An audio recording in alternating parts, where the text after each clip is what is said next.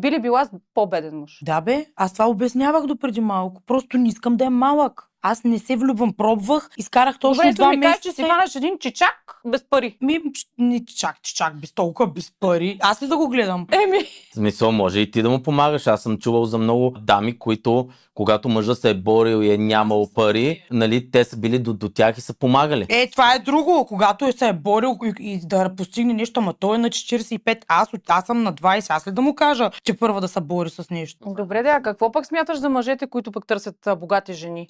Аз много малко такива познавам. Аз пък познавам, да ти кажа. Значи, между 20 и 40 години мъже познавам, които са излезнали с цел да си намерят богата жена. Идват, питат, каква кола караш, самостоятелно ли живееш, какво работиш, те те започват се носи на интервю, за да видят дали си самостоятелна. И мисля, че процент е много малък. Може би не общуваш толкова мъже. Общувам с много мъже, но ти нали знаеш, всеки си е направил своята... Аз повечето, своя които кръг. познаваме, млади момчета, като започнем от 20 до 35 годишни, които си търсят богати мъже. Аз не искам да съобщавам с жените, с които съм бил, докато... Не, аз не те питам с коя жена си. Аз не искам да казвам им ли връзка или няма, защото хората почват да дълбат, да търсят и да се интересуват. Значи искаш да имаш внимание от жени. Не, аз не искам да имам внимание. Искам да ме остават на мир и да не се занимават с моят сексуален и любовен живот. Аз, според мен, Карина е много тегава и трудна в отношенията си. Според мен прави проблеми, карате се, ще спорите. Според мен е крив човек в отношенията си и ще бъде трудно на мъж да бъде с нея. И тя казва, че има постоянно връзки. Аз съм послушница. Аз когато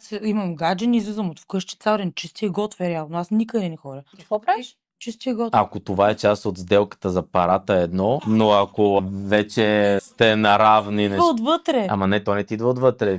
Ти си задължена по договор това да правиш.